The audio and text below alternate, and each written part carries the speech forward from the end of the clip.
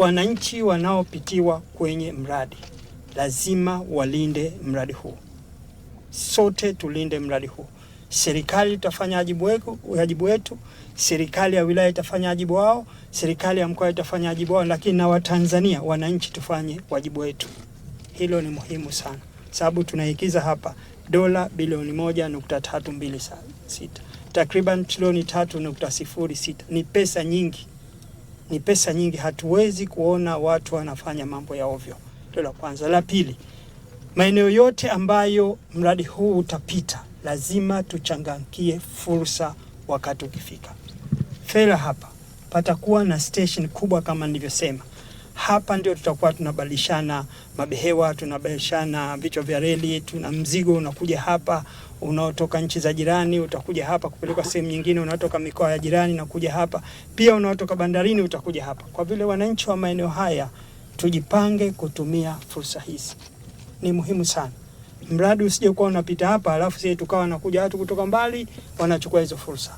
Kwa vile mwito wangu mimi ni kuambia wananchi wetu hawa wajipanga watumie fursa hii. Kama mnavyoona hali ya mradi inaendelea vizuri, na mradi huu ni mkubwa ambao unaharimu takriban shilingi za Kitanzania bilioni 1.326. Samani bilioni 1.36 bilioni dola, ambao sawa na takriban trilioni 3 nukta ngapi? Ni 0.06. Dola bilioni 1.326 ni dola. Ni mradi mkubwa ambao ni mradi wa kielelezo kwa ufupi kama alivyosema wenzangu.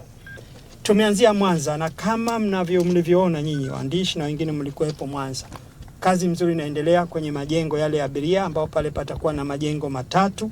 Jengo la kwanza litakuwa ni kwa ajili ya abiria, na kwa wakati wa piki hawa jengo lile litachukua abiria 900. Majengo mawili yaliyobaki na kwa ajili ya biashara, commercial buildings, na kazi inaenda vizuri. Tukaona eneo ambalo anajenga viaduct ambalo pia inaenda vizuri. Alafu tukaja eneo jingine ambayo kazi ya ujenzi wa structure unaendelea.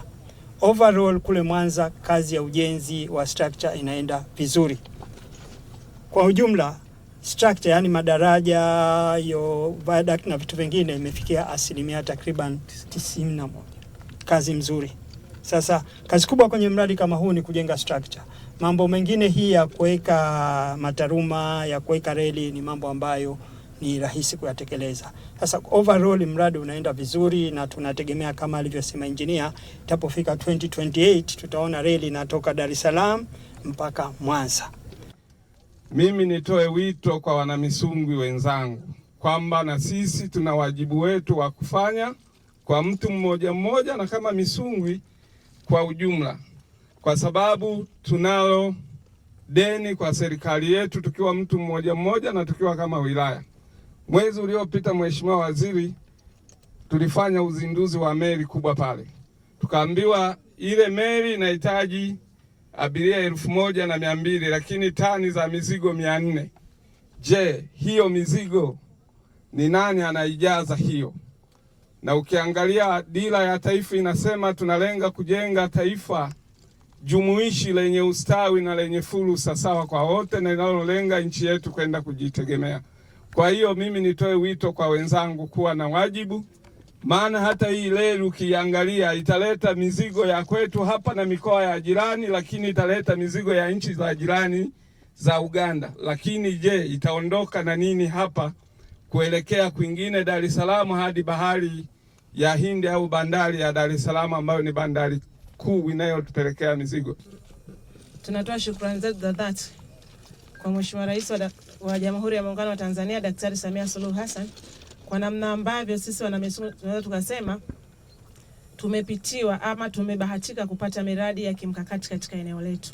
Nikisema bahati hiyo inamaanisha kwamba tuna hii reli ya SGR, lakini daraja la Kigongo Busisi pia asilimia kubwa liko katika wilaya yetu ya Misungwi. Lakini kama ambavyo tumesikia bandari kavu pia itakuwa hapa Fela, sambamba na alichozungumza mbunge wetu, watu wa bodi ya Pamba tayari wameshatoa hilo eneo, wameshaanza kulipa fidia kwa ajili ya kongani ya viwanda ya kuboresha mnyororo wa thamani ya mazao. Tafsiri yake ni kwamba korido hii sasa uchumi wake unaenda kuchechemua na kuimarika zaidi. Na kama ulivyozungumza tulipokuwa kituo cha kwanza, tunaendelea kuhamasisha wananchi wasitoe ardhi zao, kwa sababu watapotoa ardhi badala ya kutatua tatizo tutaibua kundi la watu wanaolalamika ambao fursa waliona tokea awali, lakini wao waliokuwa jirani wameshindwa kutumia fursa vema, waliokuwa mbali wameangalia kwa jicho la pili au la tatu, wameiona fursa iko fela na wakaitumia vilivyo. Kwa maendeleo ya sekta ya utalii na huduma za hoteli nchini, Parrot Hotel iliyopo Kaloleni katikati ya jiji la Arusha ni fahari ya Tanzania. Ina bwawa la kisasa la kuogelea na kupumzika kwa watu wa rika zote, mapokezi yenye ubora. Hapa utapata kahawa safi na vinywaji baridi vya kila aina, lifti za kisasa za kupeleka kwenye floor 13 zenye vyumba zaidi ya 100, vyumba vya kulala vyenye mazingira salama na tulivu, vyenye joto la upendo na baridi ya starehe, kumbi za mikutano zenye vifaa vya kisasa, mazungumzo ya kitaifa na kimataifa, sehemu nadhifu ya chakula yenye kuleta hamu, vyakula vyenye viwango vya ubora wa afya. Baada ya uchovu wa kutwa nzima, kuna baa ya kipekee kwa jioni yako ya kukumbukwa. Karibu Parrot Hotel kuonja ladha mpya ya maisha.